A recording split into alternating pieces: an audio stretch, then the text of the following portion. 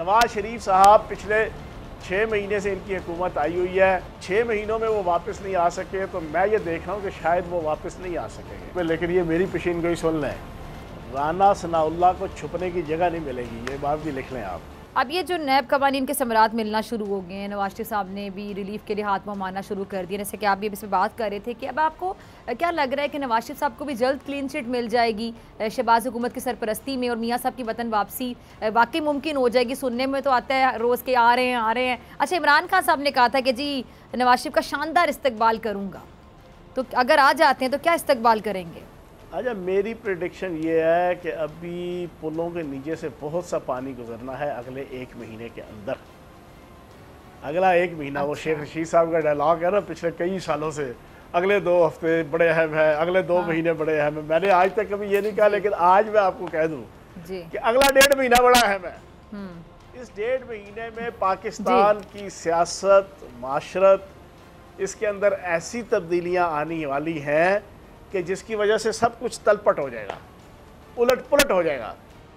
और नवाज शरीफ साहब पिछले 6 महीने से इनकी हुकूमत आई हुई है, उस 6 महीनों में वो वापस नहीं आ सके, तो मैं ये देख रहा हूँ कि शायद वो वापस नहीं आ सकेंगे, वो वापस नहीं आ सकेंगे। ये मेरी एक प्रेडिक्शन है जो मैं हालात देख रहा हूँ। हालात इतने सीवियर हो जाने अगले 1-1.5 महीने के अंदर पाकिस्तान की सियासत के कि चीज़ें हाथ से निकल जाएंगी। अगर तो मौजूदा इम्पोर्टेड हुकूमत ने दानिशमंदी का सबूत दिया और अगले 10-12-15 दिनों के अंदर नए इलेक्शन की डेट दे दी, तो शायद मामलात जो है वो किसी के हाथ में कंट्रोल में रहें। अदरवाइज़ अगर लॉन्ग मार्च का ऐलान हो गया और लॉन्ग मार्च शुरू हो गया, तो भाईजान इस पाकिस्तान के अंदर किसी के हाथ में कोई चीज़ नहीं रहेगी, किसी के हाथ में भी।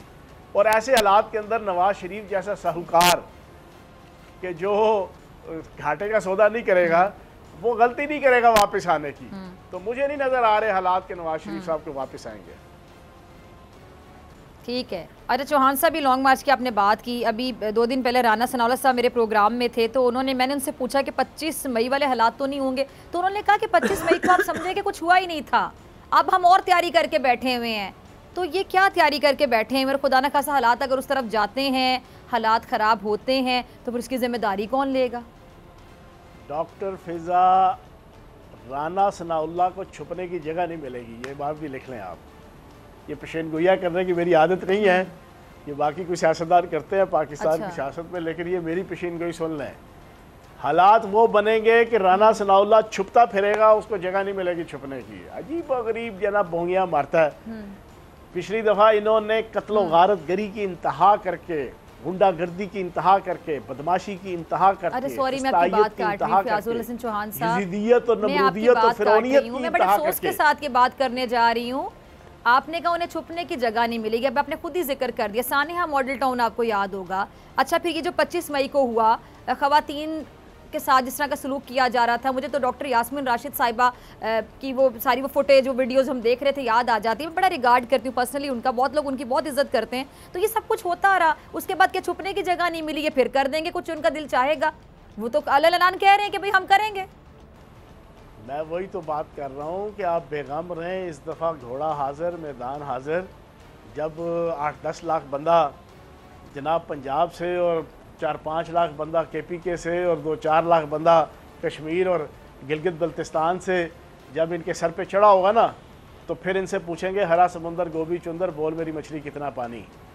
फिर इनसे एक एक हिसाब किताब पाकिस्तान की आवाम लेगी कि क्यों NRO2 लिया, क्यों 1100 अरब रुपए के कर्जे माफ़ जना केसेस माफ़ करवाए, क्यों हमारे सरों के ऊपर एक इंतहाई सबूत जो हुकूमत थी जो बेहतरीन तरीके से पाकिस्तान की तामीर और तरक्की और मईशत और इकानमी की बेहतरी के लिए काम कर रही थी, उसको हटा के आपने ऐसी जनाब नाअहल और नकम्मी और नखट्टू हुकूमत मुसल्लत की कि आवाम का जीना दोबारा हो गया। क्यों हुआ?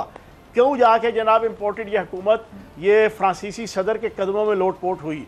क्यों जाके जनाब ये अमेरिका के तलवे चाटने पे ये मजबूर हुई? क्यों पाकिस्तान के अंदर डॉलर जो है वो आपका 250 रुपये तक पहुँच गया? क्यों पाकिस्तान की आवाम खाती पीती आवाम के हाथों से जो है वो बिजली के बिल और गैस के बिल और यूटिलिटी बिल्स जो है ना उनके जनाब बस से बाहर हो गए? क्यों पाकिस्तान की आवाम की इज्जत जो है वो तार तार हुई?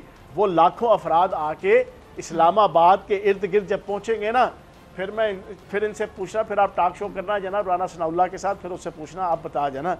तो पहले तो जो बढ़ के मार ली, जो कत्लो गारत गरी पुलिस को, रेंजर्स को, इंतजामिया को, सरकार को, रियासती मशीनरी को इस्तेमाल करके सारी कर ली, अब इतना आसान नहीं होगा इंशाल्लाह।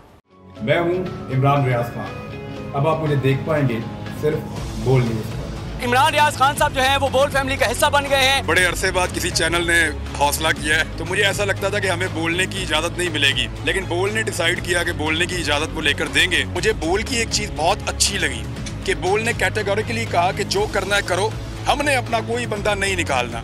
इमरान खान बोल के साथ जुम्मे से इतवार रात 10 बजे। सबसे ज्यादा व्यूज, सबसे ज्यादा रील्स और सबसे ज्यादा रेटिंग के साथ बोल अब भी नंबर 1 पोजीशन पर बरकरार। अगर आपको ये वीडियो पसंद आई तो लाइक पे क्लिक करें, सब्सक्राइब करें और बेल दबाएं ताकि कोई खबर रह न जाए।